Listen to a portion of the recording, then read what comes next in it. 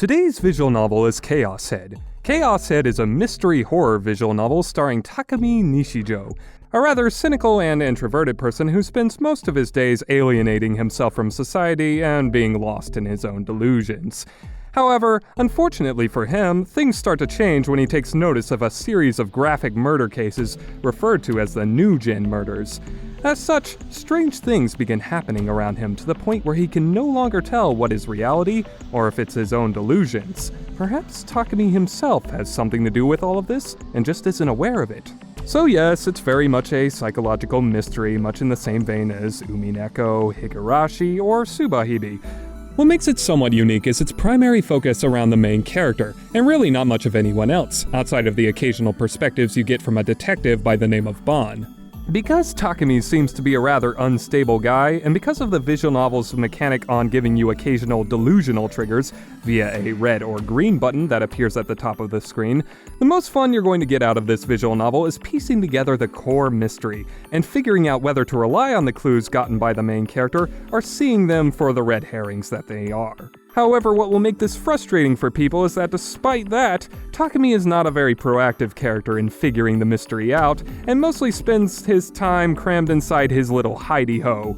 Considering Takumi is already a very unlikable character by default, this can even lead to the game's main selling point being quickly dismissed due to boredom by the reader. Though despite this, it's really not as terribly paced as most visual novels, even if it is still quite slow, sad to say. Now, the main weakness of Chaos Head is most certainly the characters, who are all forgettable and mostly one note outside of Takumi.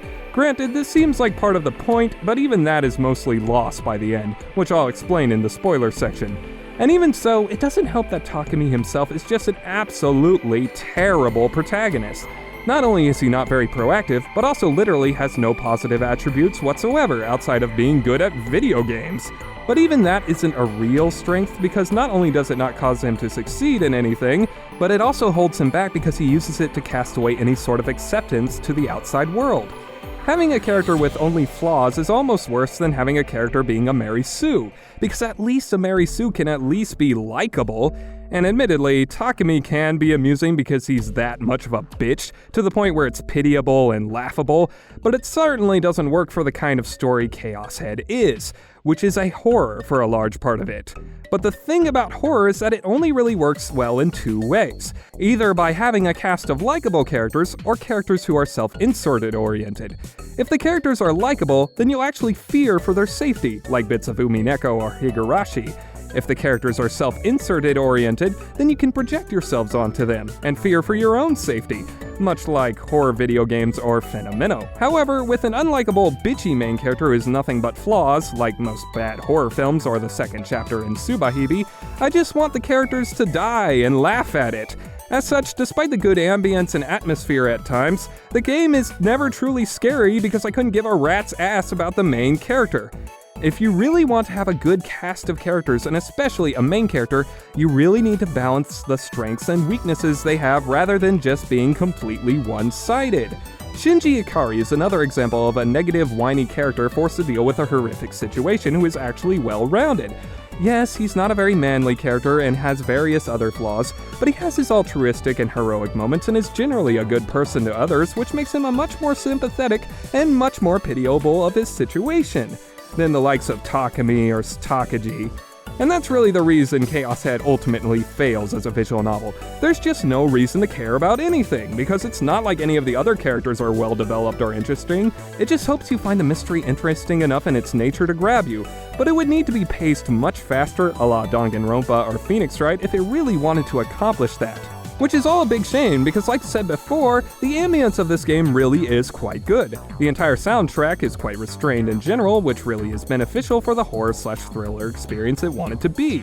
Perhaps you won't come away remembering any of the tracks outside of the wonderful opening/ending song, but nothing is going to distract you from any possible immersion you might have either. Also, the performances are pretty solid all around, and having a voiced main character certainly helps things. In the end, Chaos Head is essentially just a really underwhelming and forgettable experience. Even the strong point being the core mystery fails to impress by the end, which could have at least left the game on a positive note of some sorts.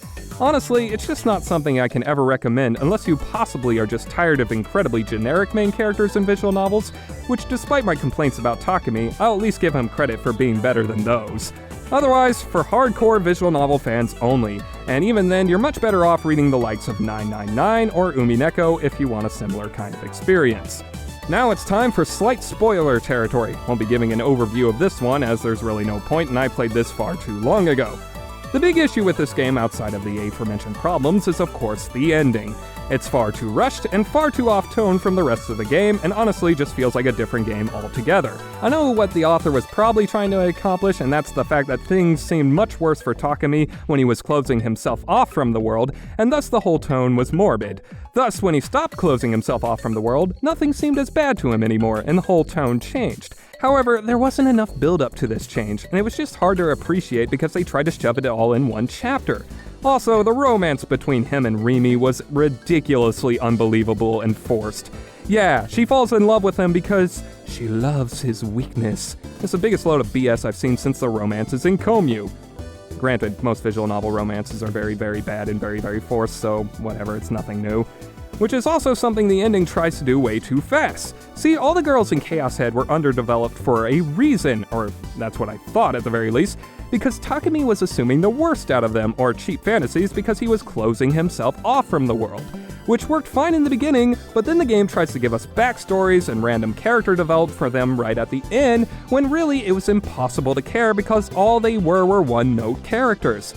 Also, I was pissed that Bond was off so easily in this game, as he was one of the only tolerable characters in the whole experience.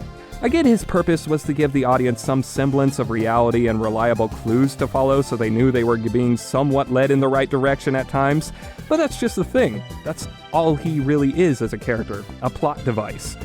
Same with the villains, who are all just so pathetic, and I have no idea what any time was spent on them at all. Really, if they wanted this to work, they needed to give Takumi a real arc, where he slowly gets better, and slowly gets to know the characters around him, not just make him a super badass all at once. That's freaking pointless, as there's no real catharsis to be had, and I can't believe the game was even remotely trying to make me think this character was badass at all. I know he finally gained some positive traits by this point to help balance him in the end, but they were impossible to appreciate is the real problem. I feel like I ran into many of the same problems I had with Tsubahebe with this story, except I will give Chaos Head credit over it for being less laughable and less tasteless, but even still, I just feel like I wasted my time with this game.